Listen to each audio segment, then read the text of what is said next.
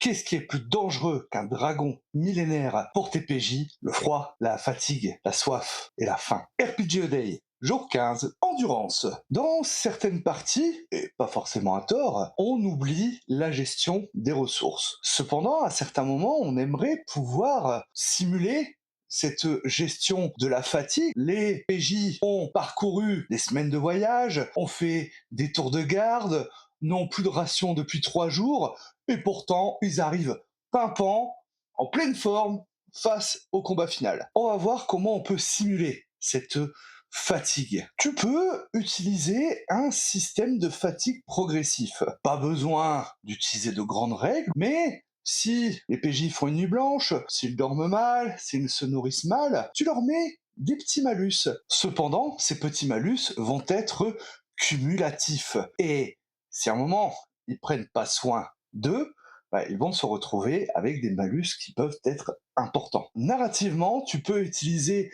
un dilemme face à cette jauge d'endurance. Ils doivent prendre des décisions. Est-ce qu'on marche toute la nuit pour arriver avant le nécromant, ou on se repose pour dire d'arriver en pleine forme, mais il aura peut-être eu le temps de préparer des choses, de trouver l'artefact vers lequel vous vous destinez, ou préparer des défenses. Ça peut être également de tomber sur un petit village.